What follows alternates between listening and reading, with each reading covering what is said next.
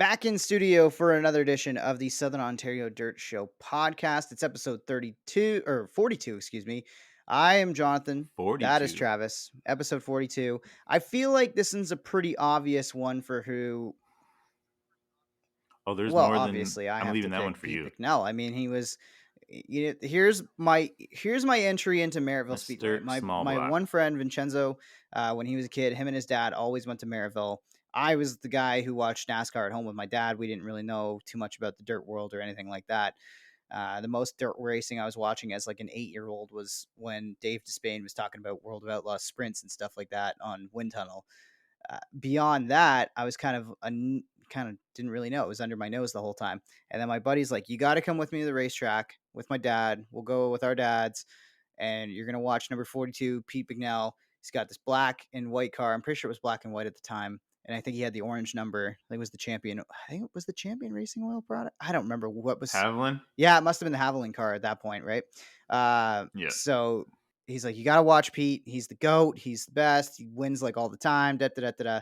So I went, and then I think at first I was like to wanting to be different from my friends. So I was like, I'm not going to cheer for 42. I'm going to pick somebody else. Couldn't tell you who I picked to cheer for, but I do remember that Pete had a lot of the focus on my first time at Maryville Speedway when I was like 10 years old or something like that. So 42 is always going to be synonymous with dirt racing for me. Yeah, I don't know. I don't even know who else I would pick for 42. Yeah, Pete's definitely got that number locked down. But another guy I race with who's also a pretty big legend, but up more closer to the Brockville area, that's Rick Wilson, number 42. 42W, technically, but raced against Rick a lot. And yeah, he definitely goes way back like Pete. And he ran modifieds first. He was 24 then, but his sprint car, he was always 42. And yeah, Ricky Wilson, 42W. Good pick. Good pick. So this is a return to the studio, like I said off the top, because we had the chance to do a live podcast from Motorama this past weekend, and we'll get more into Motorama with Greg MacPherson, who asked us to be a part of it. Greg from Inside Track did a lot of the organizing of that festival, and very pleased with how it turned out. We were super pleased on the support we had. Thank you to everybody who came out and watched us do our thing, and we really had a blast, had a lot of fun. Who do we even have? I don't even remember all the guests we had. We had Jake Hooker, we had Scott Wood on. Who else did we Justin have on the Ramsey show? and Justin Pete Ramsey, Turford. yep. Yeah, there we go. We got to talk about the Yeah, SOS. Peter Turford. We got to talk about that stuff too. And Scott Wood's daughter to promote the food brand as well. So Yeah. that was a good podcast. That podcast will be out probably after this one. I have the files now, so I have to sit down and do some editing on it, pull it away from the video portion, or maybe I'll put some up on our socials as well for video. But either way, yeah, this was a great time, Travis. I hope you enjoyed the show as much as I did, because I had a blast, even though I was coming back from a bachelor party weekend. It was a busy weekend. That's all I gotta Yeah, say. you definitely had a little bit of drive to make it there, but we just couldn't say no to that opportunity. And No, like, I just got to say, like we had a lot of loyal listeners in our audience as well. Like my boy Steve Zelznak, he drove me up, and it was good chatting with him on the way, just like that. He's been my crew guy forever. And we had Chris Long and Randy Hollingshead and Carter Long and John Watson. And I know I'm missing some, but there were so many loyal listeners in the crowd there. And Anthony Was Spiteri, there. Tony was yep, out. Yeah, yep, and even Fairway was there. yep. Man, Chris Chris Hawkins we Hawkins. saw. There's so many guys that listened to the show, and they all showed up to support us, and couldn't Yeah, be more grateful because our crowd's yeah, it pretty was big awesome. It was raining. for a little Yeah, we ran podcast on into a so many stage. drivers too. Yeah, Yeah, yeah. Jay Cooker, we we just ran met into him, and then we Randy had him on the pod. Always. Yeah, Yeah, he had his car Alway. there in show. Yeah, Alway was there. Just shout out to all the racing representation. I know. I think there was even more guys that went on Sunday as well. So this was a great thing, and it's good to see so many racers go out and support and be a part of the show. And next year, hopefully, we see even more representation. Get some more modifieds out there. I certainly want to see that. Get some more representation from Merrittville and maybe even Humberstone on top of the Oshweekend support that was there. It was a great show. If you missed out, you really missed out. But you should go ahead and we'll talk about it a little bit later on. But if you haven't subscribed to Inside Track magazine, go and do it, because there's a lot of great racing that happens north of the border, and that magazine does a great job of covering all of it and telling the stories of our local heroes. So Yeah. It was a blast. We should probably tee up the weekend and some of the racing that's coming, including the short track Super Series, which are going to be back in action this weekend from Selinsgrove. Am I saying that right? Selinsgrove? Yeah, Selinsgrove. Okay, Basically going Selinsgrove. into the heart of sprint car country, that central PA 410 area. Although Selinsgrove runs Hmm. 360s weekly, I believe. But that track, it's going to be a day race, but usually curbs up and has a pretty big cushion, and there's 2 lanes. And I always love watching this race. I love watching big blocks and big horsepower, small blocks that the short track Super Series offers. I just love them when they're able to open up on big. This track's like almost over a half mile, and I don't know. I just love watching it. It's on during the day, during the spring, and I just love working on the stuff and watching it. And they tried to open up last week at Hagerstown, but got rained out along with the World of Outlaws. That one happened like they rained out early in the week last week. There was just no way they were going to do it. The World of Outlaws canceled like this year scheduled in Central PA for March. Like usually they used to go to California at this time, but the drivers were saying a little bit too much travel, so they cut out a California trip and they went to Central PA instead, which they definitely got bit the first week. Hopefully they can get it in this week because the Outlaws are going to Williams Grove and Lincoln, and that's right in the area of Sealands Grove as well. So all those big races are going on right in the same area. So I can't wait to watch them all. Hope they get them in. Love those are my two favorites: sprint Yeah, cars and mods. It's always yeah. my faves. Can catch the mods on Flow Racing Yep. for anybody who has got their subscription or get their subscription for the year. And you always love the whole Outlaws versus the PA Posse kind of Hmm. the battle. And I almost feel like I got to bug my buddy Joe Donahue, who calls the BRP TV racing series with me because he is a He Pennsylvania is a big sprint car posse guy. boy. So yeah, he is. For me though, okay, let's break down this rivalry to somebody who's a little bit new to following things beyond my world. Everything in the states, I'm still like I'm learning all the All racetracks, right. learning all the rivalries. So like, what is the Outlaws versus PA Posse kind of situation? Well, we'll start with like explaining the central Pennsylvania area. And so like all the tracks around there, there's like Sealands Grove, Baps, which used to be uh Susquehanna, and then there's Lincoln, and then there's Port Royal, and then there's Williams Grove. Those are the main ones. And basically, if you live in an area and you have a 410 sprint car, you can race over 100 times within an hour of your house. So those guys race all the time, just like the Outlaws. They don't have to travel all over the country, so they're almost like fresh, just as more fresh than the Outlaw guys are, who are hauling all over the place. And yeah, they just know their tracks well. They've always been one of the main ones. Like a lot, there's been a lot more local upsets in the recent days, but back in the day, it was definitely the PA posse doing most of the upsetting of the Outlaws. And yeah, like the fans get into it. There's a thing at Williams Grove on the back straightaway. It's called Beer Hill, and that's where all the posse fans hang out. And I wouldn't want to be an Outlaw fan hanging out back there, that's for sure. But definitely get a little rowdy. And like I remember the one time I was there, I forget who won. I think it was Hodnett. Rest in peace to Greg Hodnett. Man, that's the thing about sprint cars. But anyway, yeah, he won the National Open, their biggest race. It was 50 grand to win then for the Outlaws, and like there was people climbing the fences all the way to the top. And then like when all the PA posse guys, if they beat the Outlaws at the Grove or any, like they'll stop at Beer Hill before they get pushed to Victory Lane to almost like show them guys the support first, and then they go on to Victory Lane. And yeah, just fans love to talk crap on the internet. Posse versus Outlaws, who's better? They always say, "Oh, the posse guys never get off the porch." But if I could race 100 times within an hour of my house, I'd never get off the porch either. That's called being financially smart. But yeah, the Outlaws are known more for being a little bit more versatile. But when it comes down to Williams Grove, Port Royal, Lincoln, that's where Port Royal got rained out last week. So this week rained Lincoln and Williams Grove. Yeah, definitely watch for Posse versus Outlaws. Definitely a lot of smack talking in the crowd. So do we get like crazy fist fights like the one we saw this past weekend, or like Oh, there has what's the been known to be situation a there? fist fight or two in the Posse versus Outlaw, especially because yeah, Beer Hill, like they're definitely clearly Yeah, drinking beer back there and doing some yeah, rowdy stuff. So there's been known to be a fist yeah. fight We or had two, but that late model thing was next level. Stupid. Yeah, we had drivers getting hauled away in handcuffs and stuff being thrown.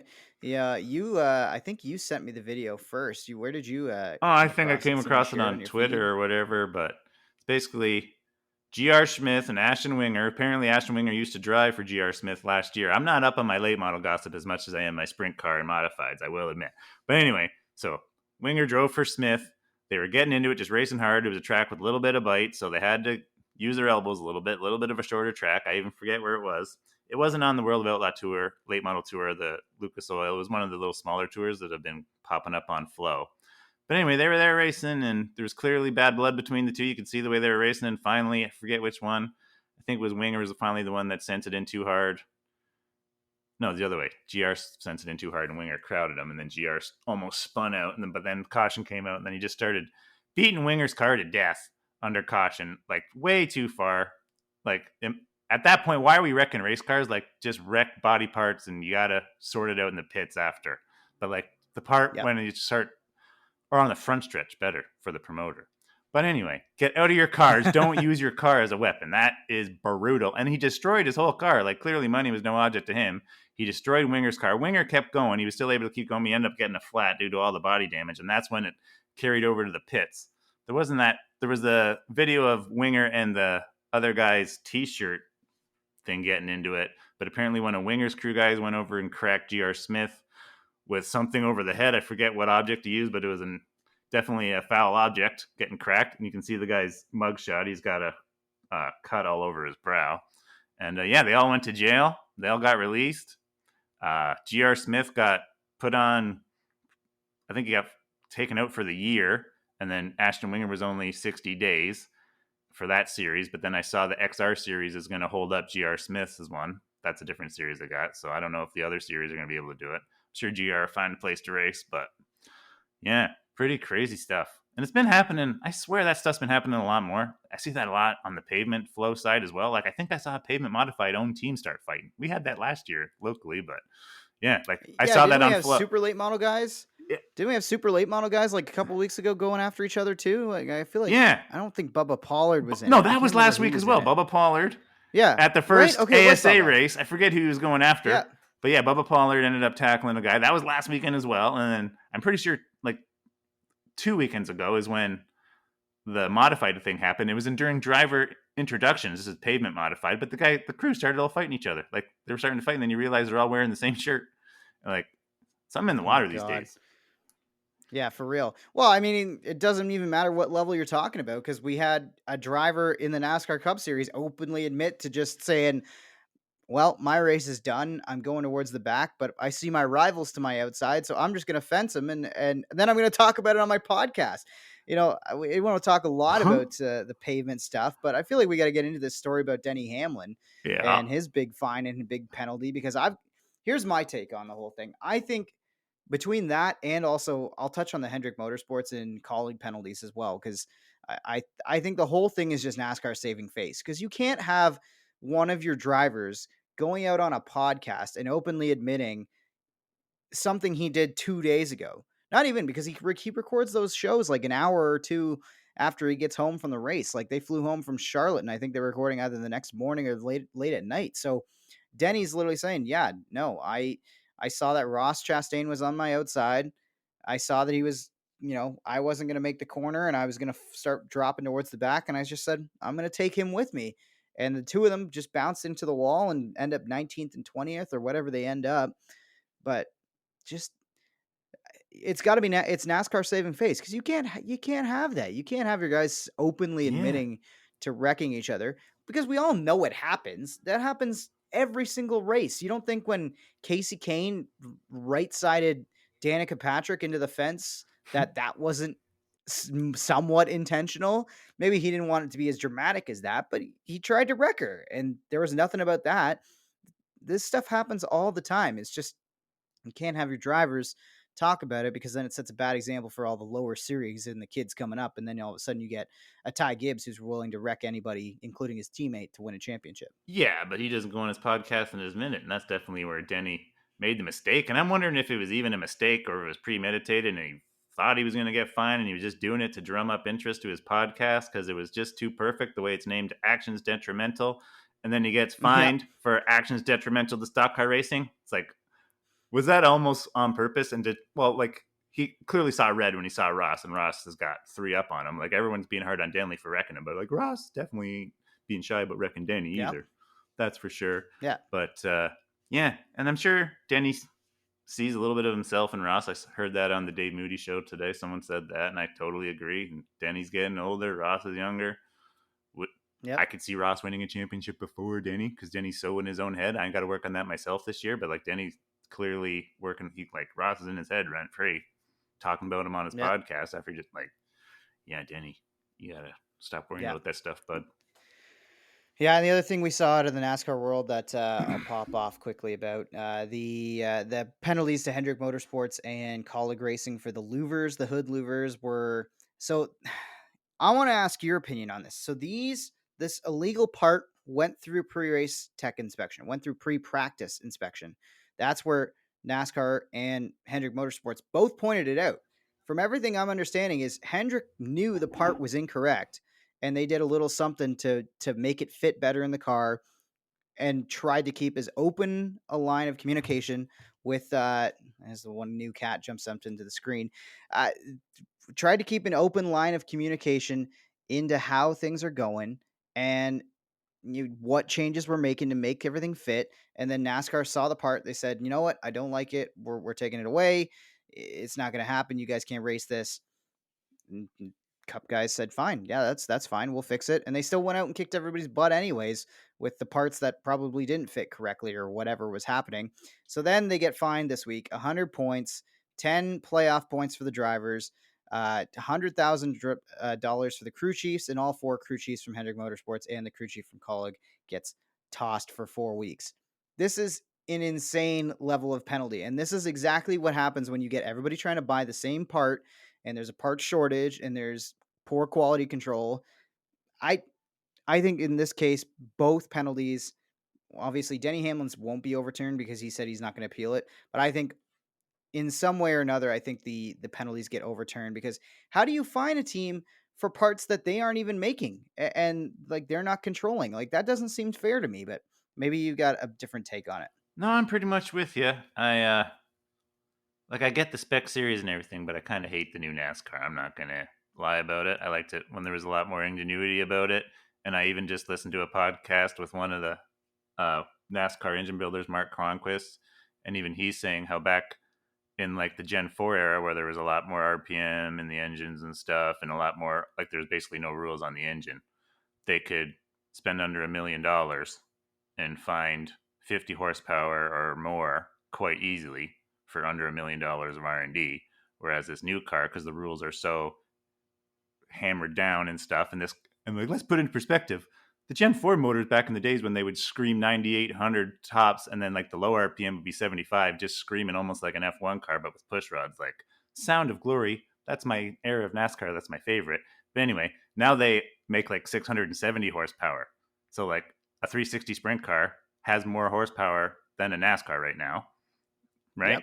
So like now you're into this box, and Cronquist says they spend like millions of dollars, like two or three, $4 million to find 5 horsepower now, and then NASCAR somehow says that's like somehow supposed to be cost saving. But back in the day, you could spend under a million, find 50. Now you have to spend millions and millions to find 5. And that's basically where I'm at with this whole car and this rule thing. Like clearly, I think it was Hendrick pointing it out that maybe these parts weren't fitting properly, and we're having to do this. And Yeah. I think that the penalties are going to get reduced, maybe not completely taken away. I think they're going to get reduced. And then, yeah, Colleague must have got some too. They're like the innocent bystander, or they got dragged into it, or something. They're another Chevy Yeah. team, right? So if you're a Chevy team, you're buying the same Chevy parts from the same manufacturer, whoever it is. So all I know is it's not Bicknell Racing Products, and obviously they should be calling you guys to make some more products for Oh, them. Maybe back in the old school NASCAR days, if you see some of the helmet blowers, they are BRP. Like helmet blowers for I know. sure. You see that red nut. I always watch, but the Busch cars still have them. I think some of them. But yeah, Hmm. there's lots of BRP parts on NASCAR. Pete even like was in partners with Rick Ware Racing at some point. I'm not sure if he still is, but like yeah, Bicknell Racing Products car or sticker was on that car before, and even I saw a cool video with Rick Mears on the Stapleton 42 YouTube channel, and not Rick Mears, Jimmy Means, sorry, and Jimmy Means was wearing a BRP hoodie. So yeah, NASCAR, BRP knows it's NASCAR too. Yep. Yeah, Yep. we got a lot too much work now. I I don't know if we could help build Cup stuff and help those guys out. I think Oh, you we could do it. I definitely think you could could, pull it off. but Maybe when I start working yeah. there. Maybe we'll Hurry up, see. let's go. We'll see. You keep trying to drag me out, but I'm still trying to make the dreams come true We're at Hits FM. So we'll slowly see. getting back to normal a little bit. But like Yeah, winter there is totally insane. Totally insane. But I love yeah. it. So we should probably round out before we get off to our interviews with Greg MacPherson and Newsmaker of the Week, Mike Bowman.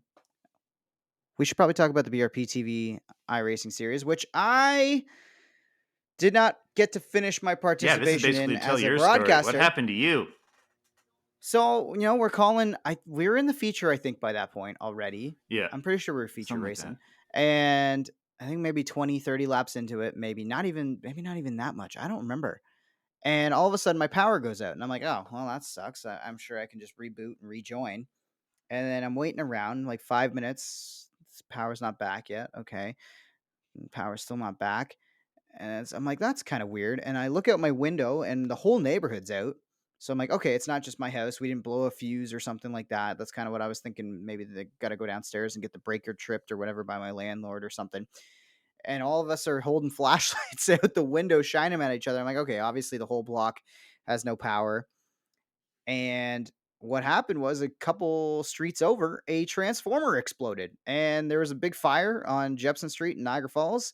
And we had no power for about an hour and a half, or maybe it came back for a hot minute and had enough power to turn the lights on in the house, but not enough power to actually fire up my internet or anything like that. So I missed it. I don't even know. I haven't even had a chance to go back and watch the end of it or anything over on YouTube, which if you don't tune in live on Monday nights, you can go back and watch the whole series. You I can always make do. sure you go back and watch them and see what you can learn about your own iRacing stuff or whatever it might be.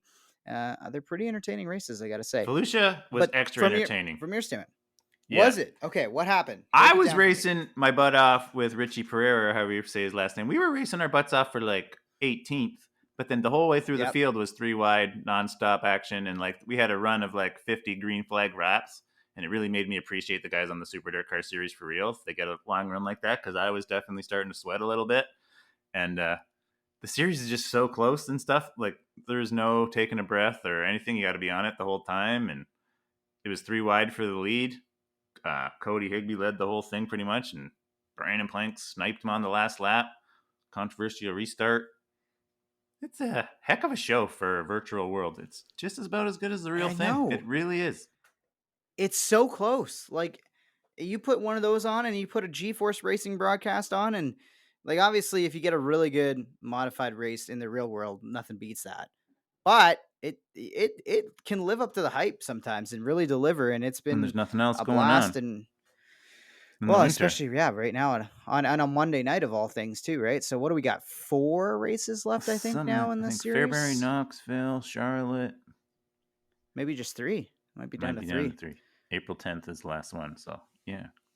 Points are getting tight. It's going to be interesting to see who ends up winning this championship. My money is still on Beagle figuring it out, but he has not sealed it any by any stretch of the imagination yet. And yeah, make sure you're tuning in Monday nights on YouTube on the BRP TV iRacing series. And I should plug that we're actually talking about maybe expanded BRP TV. So if you want to run an iRacing series. It doesn't have to be dirt. It can be asphalt. It could be a mix of stuff, whatever it might be. We might be your broadcast team. So you can follow us on social media and check it out. And who knows, maybe I'll be lending my vocal talents to maybe some stock car racing, maybe some late models, maybe some Gen 4 Cup, some ARCA. Who knows? Whatever league you want to do, I can do it. Gen 4 Cup is definitely a car I'm buying because that car looks fun AF.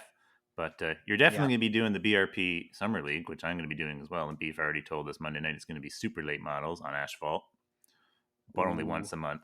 We're keeping it light because Yep. most of us are actual racers and we ain't got much spare time in the summer. So it's just going to be a little one fun thing to catch up through the winter, run totally different stuff. And the super late model is one of my favorite cars on the pavement. And yeah, I was running it at Langley the other night and it was pretty fun. Yeah, it was a blast, and we had a blast talking to Mike Bowman and Greg MacPherson from Inside Track. Let's get to those interviews now. After you hear from our partners at Bicknell Racing Products and Oshweekend Speedway. The Southern Ontario Dirt Show is brought to you by Ohsweken Speedway, Southern Ontario's home for Friday night excitement. For over 25 years, Ohsweken Speedway has promoted and played host to sprint car racing with a new season of family-friendly events on the horizon and set to begin May 19th. Catch our own Travis Cunningham as he races weekly in the 360 division each Friday night in pursuit of a season-long championship. The Friday night lineups are rounded out by crate sprints, thunderstocks, and mini-stock divisions as well.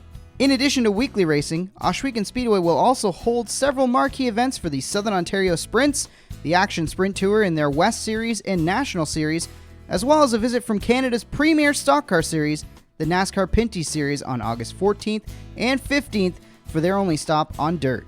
Mark your calendars as the 3/8 mile dirt track located in Ohsweken, Ontario welcomes drivers from across the country and beyond for the 19th running of the Canadian Sprint Car Nationals, which is scheduled for September 16th.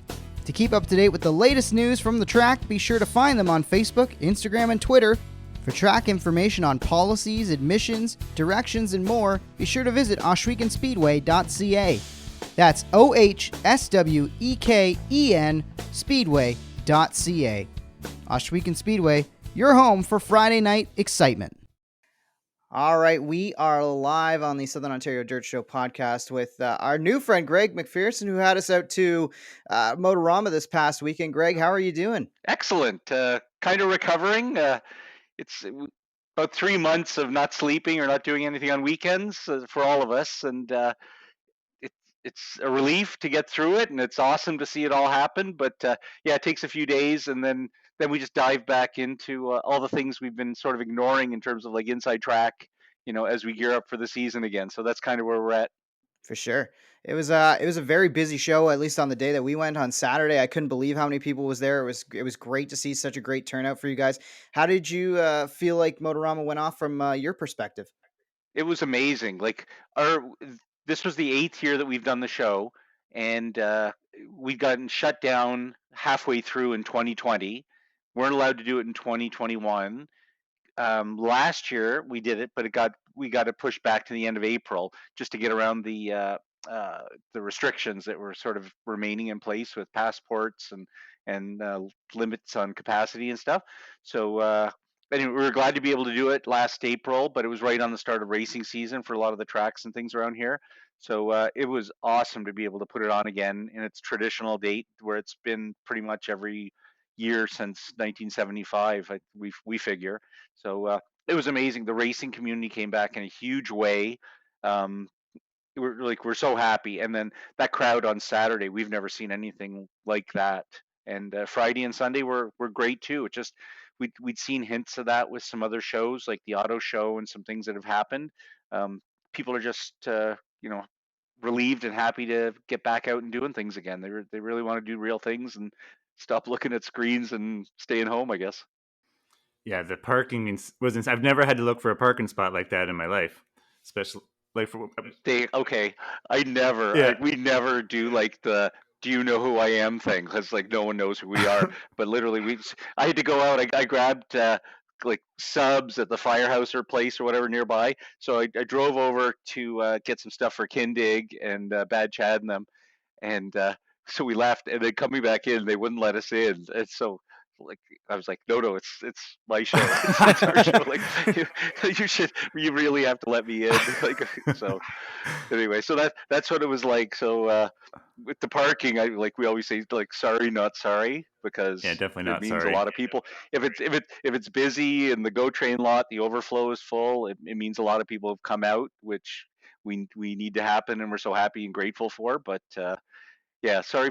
We're and the funny thing is, since the show happened, we've just been doing like debrief meetings, and how can we make it better? The parking, you hate to frustrate people. Like, how do we work with the international center and their people that control that to make it smoother for people and less frustrations and stuff. So that's kind of where we're at too now in the post analysis, thinking about next year and how to make it better.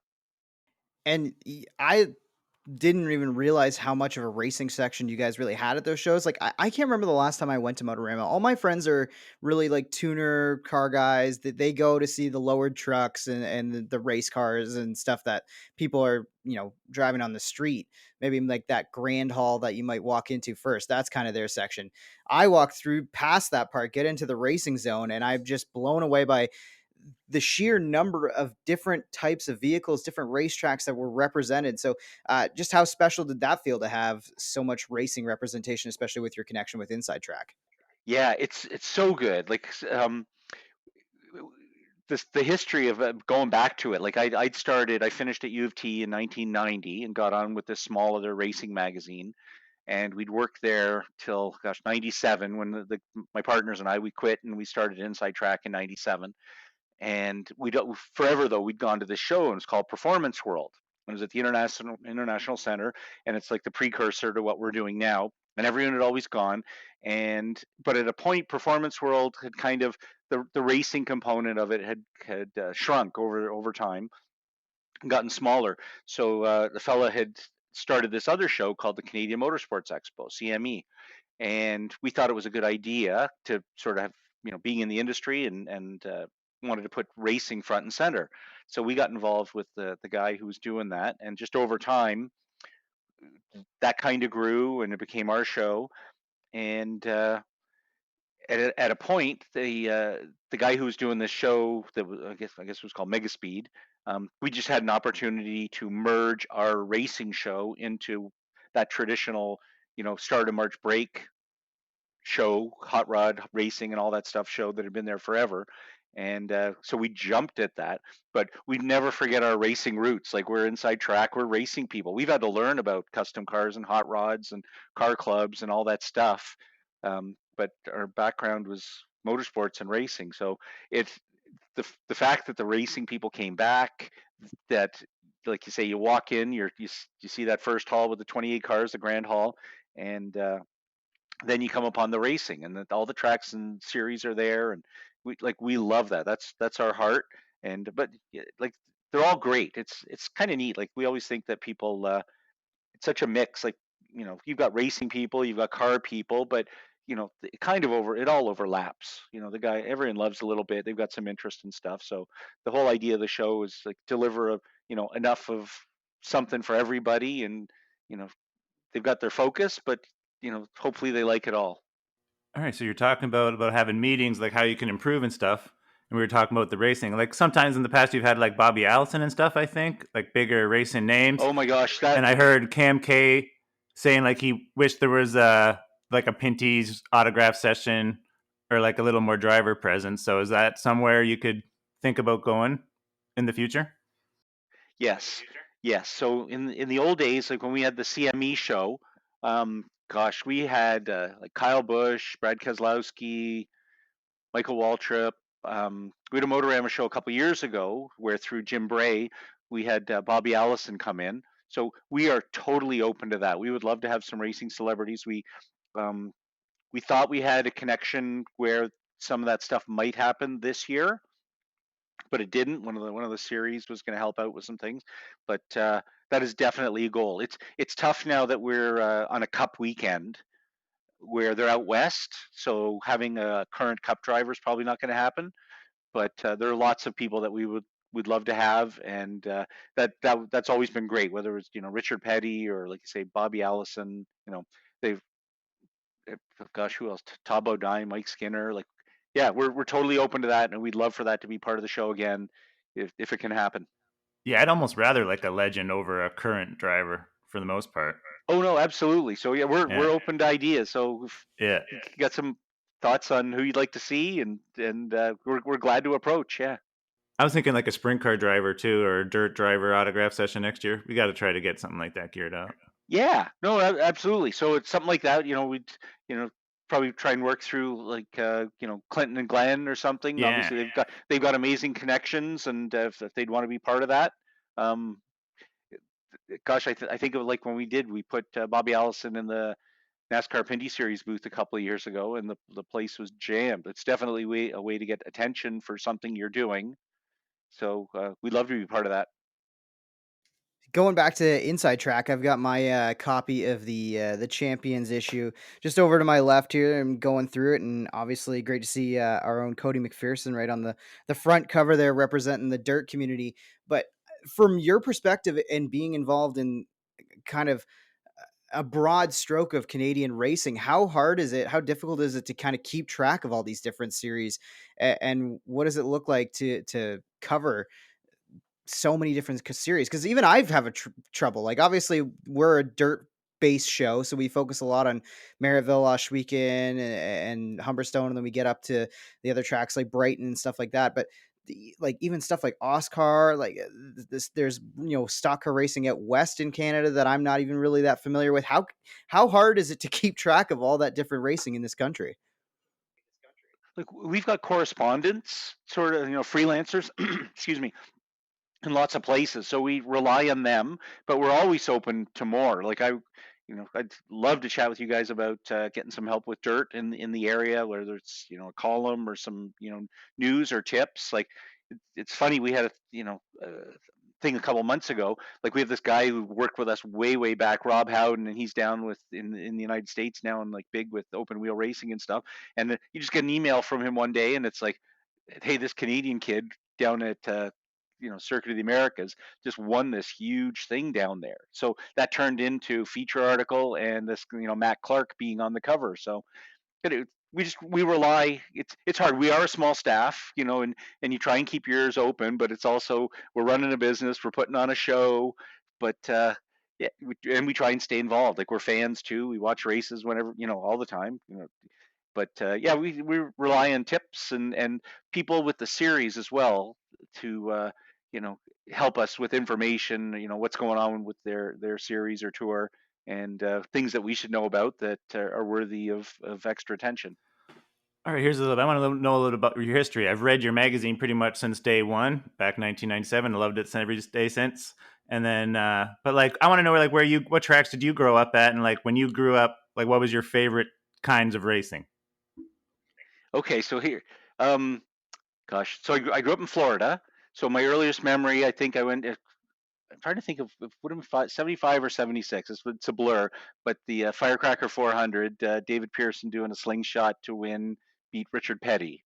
So I went with my dad and my uncles who were down visiting from Canada, and then about that time, not long after we moved back up to Canada, so I went to U of T and it was like poli sci and history and stuff. And I finished there in 1990. And it was like one of those times, it's kind of like the economy was not so great. Like, I don't know, hopefully we're not heading there now, but um, they didn't even bother to have a job fair. They're just like, it's like everyone was getting fired. There were no job fairs. So my best friend from university, he'd gotten on at this small racing magazine that was like down at Young and Wellesley in downtown Toronto, and it was just something to do. So I went and started there, and then it started to grow.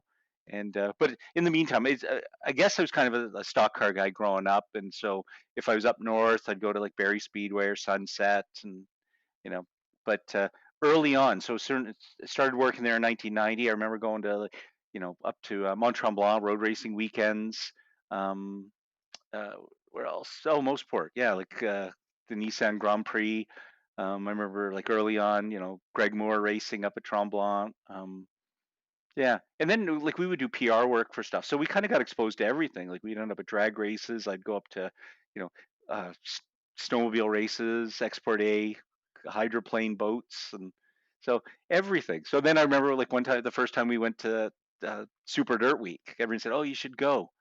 And I forget the year, but it was one of those years when like Bob McCready was like the god, and everyone's looking to see what car he's going to show up Yep. with, and Brett Hearn and Joe Plazik's always on the pole, and I just remember being like blown away seeing like at the mile, and then it was like a mini speed weeks going at night to like Rolling Wheels or Brewerton, and we were such rookies we didn't know. I'd be like, oh, there's an open spot in turn one on the outside of the fence, right?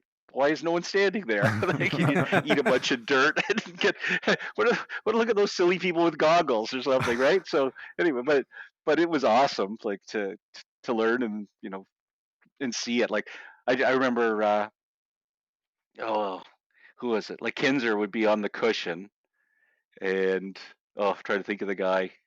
Dave Blaney. He was like crazy, like weaving, like I always thought it was such a shame when he went to asphalt because the stuff he could do in a sprint car. So anyway, so, yeah, we just got an open mind for everything. We love all of it. I go to rallies, drag races, stock cars, road racing, all of it. That's awesome. Loved it. That was a great answer. That's Yeah. you gotta as long as you're tying it back into dirt, Travis is gonna be happy. Usually, that's what it is. Oh no, totally. And the best thing is like no one's got an attitude. It's not like you're dealing like it's tough when you go like I've gone to Daytona and you cover and you're one of a million people trying to get a microphone in someone's face and there's such demands on their time and stuff. You can't blame them. But like for the stuff that we cover, like everybody's nice. They're kind of surprised that someone's there to interview them or talk to them and so like it's always pleasant. You're just telling stories and they're interesting. So, you know, it's great. Yeah, that access is one of the things that I immediately fell in love with. Kind of, starting at Maryville Speedway, 4 or 5 years ago now. It was being able to just walk through the pits, and I was walking with my co-announcer at the time, Stephen Petty. And he's like, "Yeah, you can go up and just talk to people if you want." I'm like, I feel like I'm bothering them. Like, well, they're like, "Well, how else are you going to learn the cars? How else are you going to learn personal stories that you're going to talk about on air?" And that's the one thing about a series and a world of racing like we have in Canada, where nothing is too big for its britches, right? Which makes the storytelling and the covering it so much easier. So I wanted to It's ask great. you what if you have a favorite interview you've done or a favorite piece that you've had the chance to write for Inside Track. Okay, so it almost ties into what we were just talking about too. Like when I think back, um, when I go down to Daytona, and you think of guys that you could follow around or interview and talk to. So we reached a point where like we were covering our priority is Canadian racing. So when I'd go down to Daytona, yeah, like sure I'd go to the big track and do the stuff like everyone else, or if some Canadians are racing at the big track, they would be featured. Um, but it's like New Smyrna or Volusia. That was the place where you get the stories and tell them about what was going on with the Canadians. So there was always interest at New Smyrna of following Junior Hanley around. Everyone always wanted to know what was going on with him. Um, but he at the track, he's absolutely got a game face on. Like he'll just talk, and you're taking away his time working on his car, and he's kind of frustrating. He just that he's got other priorities than talking to the media at that point. So it was always funny. So by the Saturday morning back when they used to have the Busch series of the Xfinity now on the Saturday afternoon, I always missed that race because I would always go out to New Smyrna early to be able to talk to him about how his week had gone, all the races he'd won, and whatever, kind of before he got game face on, because once it was starting, it was Yeah. over. Like he was Game over. polite, but he just didn't have time to talk. Yeah. So the one really really cool interview I did one time, um, I I interviewed him and I went out to he lived like sort of at the base of the ski hill in Campbellville, he and his wife Rita, and so I went out there, and so this guy who my experience was he didn't talk a whole lot and didn't seem interested in it. He just they brought out their scrapbooks and just chatted and had total time because he wasn't at the racetrack worried about his race car and stuff. So that was always awesome. That and I ran his words. I think I might have blanked it out, but it was like an F bomb because it was just like he no I interviewed him. This is what he said to me. Everyone knows him, knows how he speaks, and Yep. he's blunt. And so if I pretend he's it's like the queen talking to me, then everyone will know it's not true. So I did it. So the funny thing that followed on that was within about 8 months, I think, or next time I was down at Daytona again. So Junior was winning a bunch, and I'm standing on the wall. There was this late model guy, Al Shepstone, and we're all sitting there. And Don Biederman was still around. So do you guys know him? Yep. Absolutely. Just legendary stock car guy, right? So they used to be like brothers and barnstorming, and they go off racing till they had no cars left, and then they'd come home. Um, Hanley said they would work in the shop and they stunk so bad because they never did anything but work on the cars. They'd go outside and spray the hose on each other when they couldn't stand it anymore. And but something happened with them because there were too many on track things and stuff. So there was a point where they didn't talk. I think it was mostly on Don's side. So I'd interviewed Junior, and then I saw Don, and then Don was stewing because Junior. So we're all standing on the wall this night. Don's there, and he's like so frustrated. He's like, Junior's winning, and he goes, "Oh, goddamn magazine's gonna be all Hanley like Oh, this." that's such a Biederman and quote I too. and I said, "Yeah, you're right." Yep. and but yeah, and earlier than that, there was one time because he said, "Did you write that thing about Hanley?" We're down at the Niagara Falls, the TQ indoor races. He goes, "Do you write that thing about Hanley?" He goes, "Yeah." He goes, "I had to punch you in the mouth." I said, I said, "No, I just wrote what he said." I said, I'll do that with you too if you want to talk. I'll just write what you say." And he goes, "I ain't talking unless it's for cash." And I was like, "Well, that's not Yeah. happening." Yeah. So, but uh, but you know what? He totally came around. So there was one point where he did. He showed up our first office when we started. We were down in Cabbagetown in Toronto. He showed up with a bunch of old time pictures and stuff, and not long before he passed, I did a big feature on him and his words and all that, and we got along great. But I always laughed about the story with Hanley and Biederman wanted to punch me because of it. That's awesome. Uh, Because at my dad's yeah, shop back in the day, like I was been working on my go kart, and Junior was there, and Biederman walked right in, so it got real quiet real quick. that's what Junior said. He said what did he say? If I walked into a steakhouse and Don Biederman had $100 steak in front of him, and he saw me, he would get up and leave it and walk out. Yeah. So anyway, they're legends, those guys. So Yep. Two of my first heroes in racing, no doubt about it. yeah, yeah. So anyway, it's just fun to get to meet guys like that and tell Awesome. stories. Well, Motorama was a great success. We really appreciate you asking us to come down and do that. It was a total blast for us and our first chance to ever do a live podcast. So we had plenty of fun. Greg, we'll get you out of here on this one, though. This one, it's kind of a question we ask a lot of drivers, but I'm going to put a bit of a journalistic twist on it. I'm going to give you one racing series or one racetrack to work at exclusively for the rest of your life covering. What's the combination, or what do you pick? What do you want to cover for the rest of your life if you can only pick one kind of racing? Oh man, I don't know. Like right now, like thinking that it's sitting empty. Like I love Jukasa when they built that up and to see the potential and what it could be, and like you just hope weeds aren't growing up through it and that something can be done, that the owners want to you know entertain thoughts of letting someone else run it as a racetrack. Like that would be awesome because you can put everything on there. Those big events, like when Alex Nagy was running it for them with Kenny Hill, like that had such potential. It was such a cool place to have our own sort of world class thing. But like again, I'd love the variety. So like I'll go stand in a snowbank if I can at Tall Pines Rally up in Bancroft, or go down to Merrittville or Brighton. Like I had an awesome time. Trying to think what summer, about 2 summers ago, the pandemic was still going, but I was sitting there with Norris McDonald from the wheel section, Toronto Star, and it was like the long weekend on Labor Day, and must have been Saturday afternoon, and we were at Mosport or CTMP in the press room, and we're just kind of like, I'm like, it's not a cottage weekend, we're not doing it. Like, what are you doing? He goes, I don't know. I said, I think I'm going to Brighton. They got a sprint cars there tonight, and he goes, holy shit, okay, let's go. So anyway, it's just anywhere. Like if you're into racing, you just love all of it and all types, and they're all different and fun for different That's reasons. I awesome. like the Cayuga answer. That's a good one. I like Cayuga Speedway presented Jukasa. by Yep. Inside Track. It's Cayuga to So, me.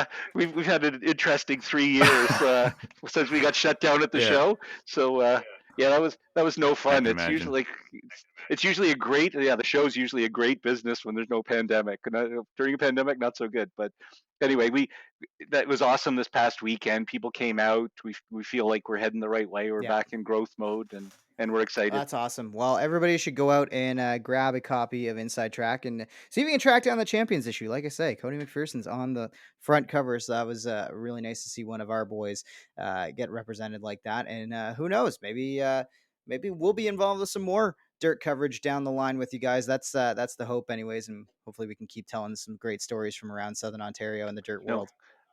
I would love that. You guys are it's a date for next year too, back on that stage. Like we love the way that room Yeah, feels with all the action in there and the different types of racing and interviewing going on. So yeah, would love to have yeah. you Let's back, book it. please. We'll book it in with you. It's a date. Yeah, we're doing it. Thanks, Greg. Appreciate it. Thank you, guys. The Southern Ontario Dirt Show is brought to you by Bicknell Racing Products. The last 40 years plus have seen Bicknell Racing Products grow to be an industry leader for racers and enthusiasts alike. Their St. Catharines location is home to 20,000 square feet of manufacturing and retail space, with a second store in Niagara Falls, New York, and a dealer network that continues to grow day by day to serve Southern Ontario, Western New York, and beyond. Bicknell Racing Products distributes Hoosier tires for much of Eastern Canada, New York, and even parts of Pennsylvania. BRP has everything you could need to keep your car performing at its peak, with genuine parts from the manufacturer. They even have a technical support line committed to helping you with the most up-to-date information and feedback from racers and crew chiefs. Have you ever thought about a career in the automotive or racing industry? Now is your chance to take the leap with Bicknell Racing Products. They are looking for CNC machine operators, welders, and more to join their team this season. Please send all resumes to Dana Curving at BicknellRacingProducts.com. That's DANA CURVIN at BicknellRacingProducts.com. For further information on Bicknell Racing Products and to find a dealer near you, visit BRP online at www.BicknellRacingProducts.com or on Facebook or at twitter.com/BicknellRacing. All right, we are back on the Southern Ontario Dirt Show podcast with Jonathon and Travis Cunningham, and we've got our newsmaker of the week, Mike Bowman. Mike, how are you doing, my friend?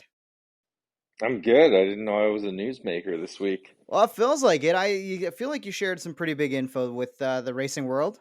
Yeah. Oh, We've been yeah, waiting I on your guess. announcement. I feel like I was just maybe anybody that I talked to in person, I kind of filled them in on what was going on, and I don't know. Um, Felt like the time was right. Took delivery of the new car. Brett was putting the heat on me, so it was Motorama, so we did it.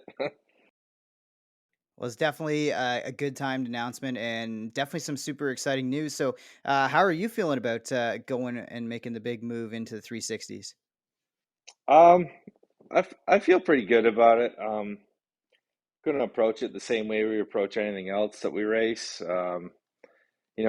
Not get our expectations too high and just kind of stick to the way we go racing, no matter what we race, and I think the results will come eventually. Yeah, definitely the way you drove that crate sprint for sure. But your plan is to still run the crate a little bit, or Um, yeah, like because I I think, can't see a nod at the Gary Cunningham Memorial with Maryville with the 360. yeah. I mean, the I way can't see that a nod there. we'll be there, Trav. Thank you. Um, and man, like for as many years as that race has gone on, to think I'm going to run in a sprint car now is pretty awesome. We've obviously Yeah, done it and won it in the modified. But very first winner in the modified. yeah, that was a controversial one, I think. Yeah, we'll leave it at that. I think. Was Man, I wish your dad was around to see that one. Yeah, it was interesting. Yeah, yep. So, are you going to run the crate still, though? Right? Are you going to run the action? You never Yeah, really answered. yeah. We're gonna run a lot of the action sprint tour. I think we'll run enough of it to have a real good crack at that title. And I want to get out east. Cornwall is like one of my favorite tracks, and um, the opportunity to go race a sprint car around there, it's definitely on the list. Mm-hmm. Yeah, so I'm obviously I'm at this point assuming you haven't had a ton of lap time, a ton of seat time behind the wheel of a 360, but from what you've experienced, Zero. yeah, so it's zero, eh? So you haven't even had a chance to test this thing yet, eh? No. Oh wow. Okay, so talk to us about then the differences between what you felt like in the crate sprint and your modified stuff. Um, so obviously there's way less power. Obviously the race car is way lighter. Obviously you got way more grip and downforce. So things in the crate happen a lot slower than in the modified. Um, so now that I got the feel for the crate and kind of the mechanics of how the sprint car works, uh, I feel like we're gonna just kind of just turn the speed up, kind of like going from a sportsman to a mod. Um, my first ride in a modified was actually in Travis's car, and they dropped a green, and I don't think I made turn one. So I'll keep that one in mind. But first race will be in the 360. Will be at Merrittville, April 22nd, and I got enough laps around that place. I think I'll kind of know what to do. Yeah, that's for sure. Yeah. Yeah. Where do you want to go Oh, next? I want to go like into his history because we never got like the whole Mike that's Bowman kind of, story. This is like his first real studio yeah, that's what I episode, was gonna so say. I want to hear like go We got like a karts half to now. we got like a half interview, like a 10-minute in the trailer talking Yeah, about it's a quick something. trailer So thing. yeah, take us right to the beginning. Like where did the racing dream and the racing career start for you? Uh, well, it's cool where it started, and we'll probably get back to that near like the end at the nationals. But um, so my uncle, my mother's brother, John Cadman, he raced a lot of cars. He raced Merrittville back in the '60s, jalopies, late models, right up to ASA super late models and that. And then his son John Jr. Began racing. The two of them raced a lot. They raced the Players GM Motorsports Series. My cousins run the Snowball Derby. A lot of super late model stuff, and so fast forward to the Nationals last year, we bring John over to dirt. He buys Lee Winger's sprint car Friday afternoon of the Nationals. It literally came full of methanol, and he jumps in and just goes. So that's the Coles notes on the Cadman Bowman racing family history there. But for me, just watching those guys race, and it was always kind of in the family, and always something that I wanted to do, and of course dream of watch. My cousin do it, my uncle do it, and it all started. The Niagara Kart Club, which back in the '90s ran Friday nights in the center of Welland County Motorcycle Speedway, and at Beda's, who used to be the Skidoo dealer out on Foss Road, they had a track too. Anyway, they had a demo day the one day, and you could just show up and try a kid's go-kart. So Dad and I hit that up, and I ran Doug Ashton's go-kart, who's a relative of Paul Ashton. I don't know if Jonathan, if you remember Paul Ashton Remember racing the the name? modifieds. Yeah, I don't think I ever saw him race though. I'm trying to remember. I yeah. probably He's did maybe when I was a he's kid. probably been out of it since, I don't know what, Trav, like 04, 05? Yeah, That around was Probably like right when I when just started he was going. just jumping later, out, but right maybe around when you there. started. I raced Yeah, did against you? him, Yeah. so like probably like '06, Yeah, '07. okay. Yeah. Anyway, so yeah, we ran a few laps there in Doug Ashton's go-kart and left with a rolling chassis. Um, Ended up with a box stock Briggs engine, got lapped, and Brian Hill, who worked on Dan Miller's modified for many years, he saw us getting lapped and saw I wasn't really driving around like a ding dong out there, and figured if he did my motor, we'd probably do pretty good. And I think we won 9 of the next 14 races after Brian fixed the motor. And so yeah, we ran some dirt, and in like '94 we went asphalt road course racing and go-karts. Raced that all over Ontario. The first 2 Barrie Grand Prix, which was pretty cool. It was a street race course, downtown Barrie. Um, did a little bit of oval stuff indoors with Brett Stratford. That's taken us into. Well, I'm skipping a whole few things. Like Mossport was pretty cool back in the day, but yeah, into the mid 2000s, racing still with Brett. I raced against Steve Lyons, who you guys know from Ashwegan. Now he's a car owner there, and yeah. So then '05, we put a deal together with Pete Costco. I'd buy a car off of him. This is late, or I guess this is midsummer of 2004.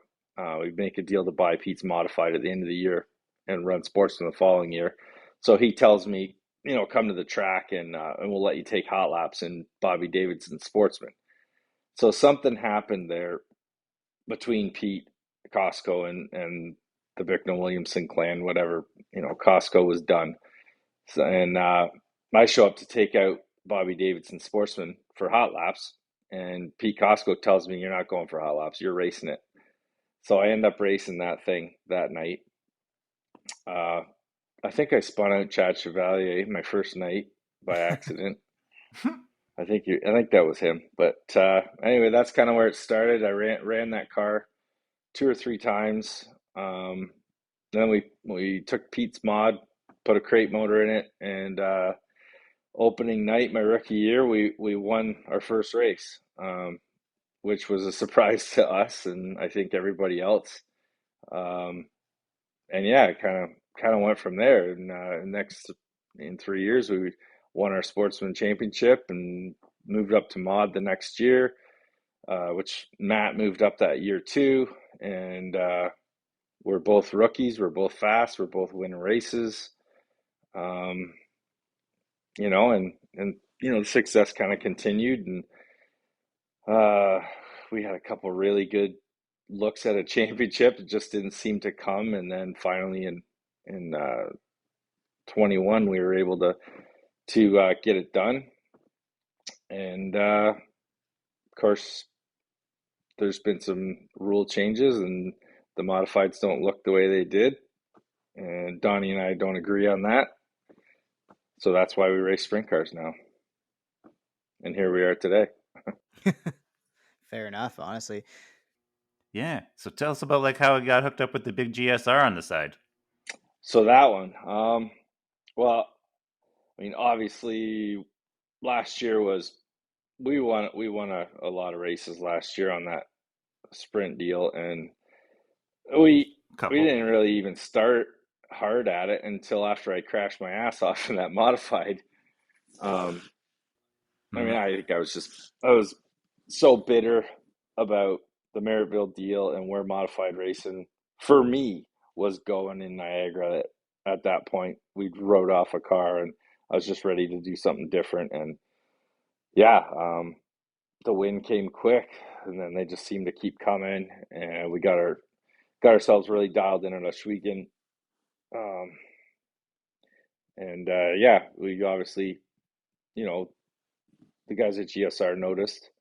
That whole deal progressed into the team of Terry Baker. Terry Vince now is involved with doing an in-house program. Brett Strafford, who I've known since I was 14 years old. So I got 3 guys involved up there that I've known for a really long time and had a ton of success with. I think it was just natural that I was gonna have my ass in a GSR car, and it's also just a given that if I'm racing a car, Terry Vince is putting the motor together. So I think that's kind of how that all happened. And the way it is sitting now, like I'm like the only privateer GSR car, so it's my own deal. It's my own team. It's it's run out of my shop. But the GSR is definitely pretty loud and proud on the side of the 71 360. Yeah. Yeah, it looks pretty. It's a good looking ride, and it should be bad fast, I think.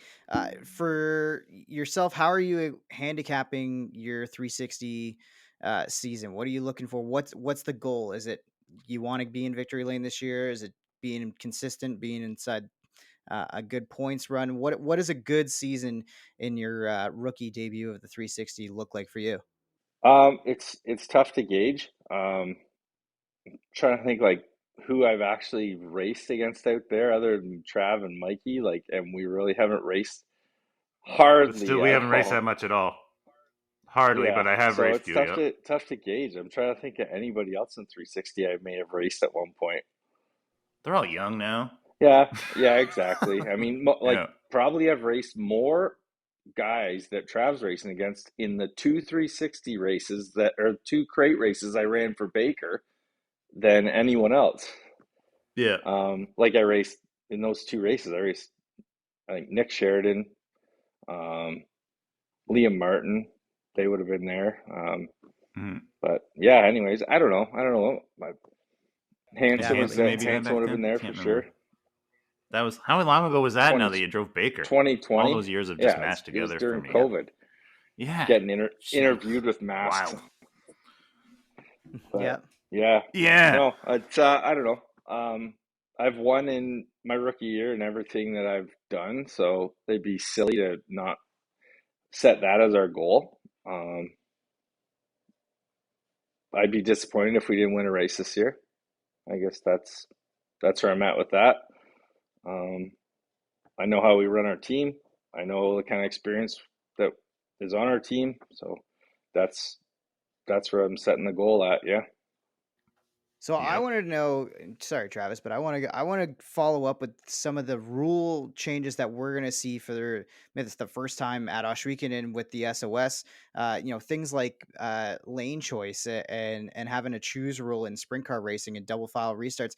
How do you feel about that from both the driver perspective and from the fan perspective? I don't know. Fill me in. What's changed?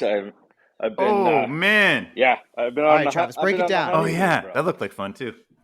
Skiing. It Where was was. that? Snowboarding's awesome. Vermont. Yeah. Killington, Vermont. Yeah. All right. So it's like NASCAR now. We're Awesome. going double file restart, and it's the choose rule: top or bottom. How many The rows whole back? field. What do you Like, mean? say the top's good, and the first three guys want the top, whole and you're field? running fourth. Now you can go to the pole, or like the inside front row. Jesus. Yep. So if you are It- 17th, yeah. you can choose to start 18th. Yeah, you can just pick your line. Basically, that's what I think most people are going to be doing. Every Yeah, but like, row. you know how Yeah. they do it at Bowman Gray Stadium, say- where like everyone picks Yeah. the bottom, Yeah, but- and then the one guy comes sailing up. But that's never going to happen on dirt because there's usually two lanes. You know what I mean? Like it's going to be more the top guys are going to want the top, and the bottom people are going to want the bottom, kind of. And the smart people are going to go to the short route, the shortest line. You don't think this is going to create a shit show under yellow, and we're all going to run I don't out know. of You got to ask Clint this, but I never thought about that. Yeah, but it's just like right before row? the white flag, Every so row? 2 to go on the Man. green. I would guess. I don't know how they're going to do it. You're just going to come down the front straightaway and pick. Yeah, It's not going to be any extra time. We heard from Clinton at Motorama this week. Doug Leonard plans, like, if the whole field wants to take the outside and make it a single file restart, then it's going to be a single file restart. Like, Yeah. if you're running 18th and everybody else left the inside line open, That you ain't can go never right gonna up happen there and on take dirt. that if you want. That's what it would It happen ain't on gonna asphalt. happen, They'd all take but- the bottom, but dirt that ain't happening. That's it. Oh well, Mike I Bowman can't doesn't like believe they're it. doing Live that. on the Southern Ontario Dirt Show. I don't. No. If it works, Yeah. I like it. I think it's gonna create a shit show, and we're not gonna be able to get our shit together by the time turn 3 happens. Like, I just don't see it. Hey, There's gonna be arguing if I'm on the top and I'm 18. this ain't the Sportsman of 2020, You know. though. I feel like the 360 drivers can pull it Oh. off compared to some of the other series that we've seen Oh, run. man, you should have seen it before it Yeah. was go back a lap. The stuff that would happen. Yeah. Well, yeah. I mean, that's great. It's cool if you're. So you're telling me if I'm 7th, I can force the 8th place guy to the bottom. No, The other guy has to pick. That's what I No. just said. Okay, so it's just like NASCAR. The leader comes up. He's at the cone. Yep. He wants the bottom. Now he goes to the Yep. bottom. Now second place comes up. So that person can Yep. pick either outside front row or follow the person on the bottom. So if he picks And the third bottom, can go to outside row now 1. third can go outside row 1, just like NASCAR. Oh, that's beautiful. Yeah, see it? Now you get That's it. Now you're getting beautiful. it. Beautiful. Yeah. I Yeah. like it. I think No, it's not force you out of the way. It's No. those people have already picked. So if they've picked 3 on the bottom, now you can take the shortest line. Yeah. Yeah. Like I've been running like, in an odd position the odd time, and the outside's bad fast, and I've actually tried to relinquish positions to stay on the outside. Cornwall especially. Right. So now you don't have Just to. do You it. can just pick it. That's Yep, and then blow all the people That's on the pretty bottom, cool. blow by them because they're going to be pretty down cool. there. All right, what's So the now other, you're understanding rule it. change? That's it? That's it. Oh, more laps. More laps. Just no. Yeah, it's 5 more laps, and work area is only for tires, which it should be just like the mods, and it's short track racing. Oh, good. Yeah. After I gear up a brand new pit mule, now it's just tires in the work. Yeah, great. Yeah. That's the way it goes. Everybody's still got those. Yeah, Oh, SOS went you the can same still. way too. Or no, SOS the same. No, yeah, both are no work areas. Just And tires. top Tires wing. are still. Yeah. And wings. Yep. So there you go. Pit mule Yeah. required. Yeah, that would be So good. you're fine. That was it. And then like SOS is going to do timed hot laps. I was hoping maybe Oshweek would go Timed that way, hot but they're laps. not. But SOS is going. And then invert the top 4. And then I believe it's off passing points I after like that. passing points. It's one of the best things about sprint car racing. And I wish Yeah. everybody would just get on that program, because once you understand it, and once the fans start to understand it, I really think it's like us. We can almost do handicapping in our heads now. It's like once the fans start to learn about that passing points, they can start to, oh well, he started 6th and he won his heat, but he started 5th and he only got the 2nd or whatever. Like, it creates a bit of more buzz and excitement in the Yeah, heats. you stop focusing on who actually wins a heat, Yes. and you start to think about, well, oh, my guy Yeah, started 8th and he moved up 4 spots. That's worth X amount of points, and that's actually better than starting yeah, 3rd and moving up 2 spots or whatever. yeah, No, yeah. No, for sure. I'm with it on that. I think I'm kind of on board for all these things. I say bring it on. Let's see what happens. Uh, the choose rule is going to be fun. I think that's The going to be a choose lot of rule is the fun. real big one. That's interesting. Yeah. That's straight up NASCAR. So Clint's loving it. And I'm not going to. ditch the I'm cone usually coming from the back, so double and foul ditch the restarts are cone. good for me. No, the cone's still going to be there for one. Yeah. Or no, yeah. No, the cone's Yeah. got to be gone for double file. Yeah, guaranteed. We can't go around a cone. Yeah, cone's I gone. didn't know about the cone my first race. Oh no. First Did you hit restart it? at Maryville, I got a huge run diamond down off the corner, and I got a good run inside. I had to bite the brakes and swerve right to miss the I cone. think I remember that actually. Now that you But say that. yeah, missed it, Yeah. which is good. I, Yep. But what about the track changes, Trav? ooh. You think the bottom needed more grip last year? I was gonna say you're talking to a I don't know. bottom I'll feeder. The take guy the grip loved on the the inside bottom, wall. though. Yeah, you like the bottom. Well, unless there's trust me, if there's a cushion next year at Oshweekend, like a raceable one, I will be up there. I promise. All my wins Yeah. are up there. But Yeah. I can't do you're better at it than me. You won the Bob St. Amand Memorial big block race back in the day. We haven't talked about that. You won it it wasn't a cushion that night. You were just able to keep the momentum up on the high side when it's no cushion. I suck at that. I need the ledge. Yeah, that race was the best. It was like Talk about just it. an ice rink. Yeah, Jonathan, were you I around for don't that think I was. No, he was the first local guy to win the big block race. Yeah. Once we started going back to big blocks. I don't think Yeah. And now Because a few what have year done was it. that? So That was 2012. 2012. Yeah, So I was 2012. living away at that point. I would have been either in Toronto or Ottawa, I think. So I wasn't even here. Yeah. I missed it. Yeah. So Easily your biggest win, you'd say, right? yeah, I mean Not even I'm just a local stroke anyway, but I'm really good at Maryville Speedway. And so all the big boys come to town. We qualified well. I think I won my heat over Billy Dunn or something like that. And it's crazy how you can remember all this shit. Trav probably remembers all his good races. Yeah, every Mhm. lap. It's I wild. remember every lap Yeah, of that but racing for so you. anyway, I draw the pole and drop the green, and I think no, or is it pole or outside pole? Might have been outside pole. Was it pole? It was Paul. Peter Britton had a good. I think He it was. almost slid me at the start of the race. But anyway, drove back by him and just started clicking him off, assuming at some point I'm going to get past. But then we get past lap 50, then we get past lap 60, and then you get to lap 65 and it's like, okay, I got one feature of work here left to do to clinch this thing. And then the yellows start flying. Matt Shepard's second. I think he got, I don't know, 6 or 7 restarts on my ass. Well, lap traffic was crazy, and I just could not believe it coming out of 4 to win a race with Dave Farney waving the checkers too is super cool. I stole Dave Farney's checkered flag that night, and he called me on it, and I ended up giving it back to him later that night, and he said, "Don't worry, I'll get you one." And the next time I saw that guy, he had a VP Racing checkered flag. That's awesome. Yeah, Dave Farney's a man of his Nice. word. You still have it? You have it framed up somewhere? Trying to steal his flag. Holy. I'm a flag Nice. thief. Got a collection of them. If I like win a that. special race, Yeah, they usually try to steal the flag. What's better, the flag or the trophy? No, you gotta try to get them both.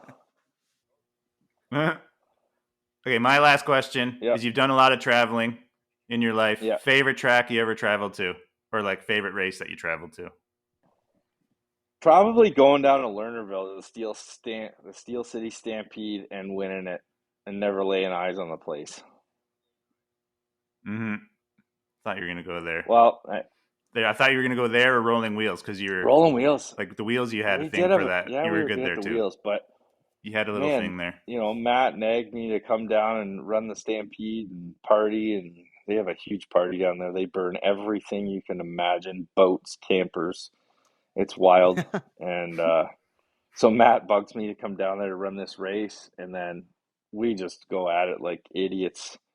And I ended up screwing up. He got the lead, but I think the Jetport's front end fell apart or got knocked out. They call it back a lap. I got a second restart with like 2 to go, and out dragged Matt at Lernerville for the win, which was pretty wild. And I've never been back since. So we're 1 for 1 at Lernerville Speedway. Nice.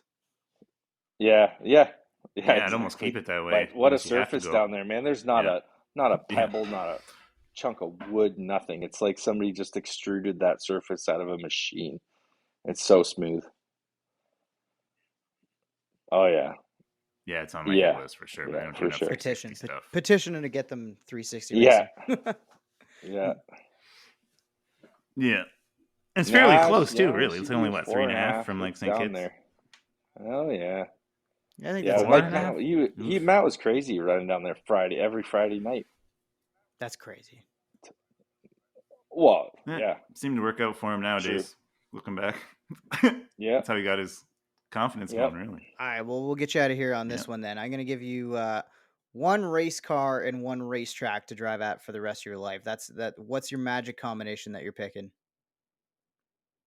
We're talking like my own race cars or any You race can pick cars. anything. If you want to Oh, grab a Formula 1 car and take it for You a can Yeah. pick lap around anything you Spa, you want. can pick that. You can pick a Cup no. Series car, Yeah, I'd whatever. have to say F1 car and Monaco probably. Ooh, good pick. Yeah. That place is Monaco's insane. pretty Ooh. Your boy well, Brent yeah, said Vegas. Vegas would be Same probably thing, but cool Vegas. too, but Monaco's like, I don't know, to me, it's the coolest racetrack in the history of racing. It's That or Nürburgring's pretty wild too. That's a good pick too. But yeah, I like left and right. Yeah, Monaco is when you get there. I haven't been there for a race, but I've been there Road in racer coming general out. and seen and stood on the basically U-turn at the hotel, and Yeah. everything looks like there's so much more room on TV, which is crazy because it looks tight on TV. You get down there and you Yeah. stand there, you're like, how do two cars go through here ever? Like it's Oh, they don't. it's insane that there was ever It's passing. the worst racing, but Yes, it's insane that there was Yeah. ever passing at that place to begin with, but that Yeah. track is just so cool. Yeah. That's awesome. Yeah, for sure. Trav, what's in the engine shop there, bud? Ooh. Travis doesn't get too many questions on the podcast. Yeah? Couple engines going on. No, I know. Starting the season on the same motor, and then I got the one I finished 6 Yeah. in KOT points, I think, the first year. That one's going Sweet. together. And then there's a new one on the way. And then I'm also rebuilding There you Mikey go. Miller's super late model motor in here. Nice. Not many people know that. Nice. But yeah. That's That's what's awesome. going on in here. All right, Mike. Yeah. Well, All right. we will let you get back to it tonight. Thanks again for taking the time, and we're looking forward to seeing you driving some 360s against Travis coming up in Yep. April. Yep. All right. I'm glad Yeah. I'm glad he gave up my number. See you there. That was my car owner's number. Yeah. That was the other guy. That was nothing to do with me. To be fair, when I took that ride from Eric, the first thing I asked was, Yeah. "Can I change the number?" And he said, "No." Cadman's coming. He's going to run the 71C. Nice. So there's going to be two 71s out there. Yeah. I mean, that's the family number. Why would we change it, right? I will write that down and make sure I know. Yep. Yep. Guess That's why I'm doing my you- notes why you now. picked it. Yep. All right. All right, boys. Awesome. Thanks again, Mike. Yep. Have a good Cheers. night. See ya. Thanks, Mike. And the Checkered is out on another episode of the Southern Ontario Dirt Show presented by Oshweekend Speedway and Bicknell Racing Products. Like what you hear, rate, review, and subscribe wherever you get your podcasts. Connect with us on Facebook at Southern Ontario Dirt Show, or find us on Instagram, Twitter, and TikTok at SODS_pod. Have a question for the show? Email us, southernontariodirtshow@gmail.com. Thanks for supporting local racing in Southern Ontario, and we'll see you at the track.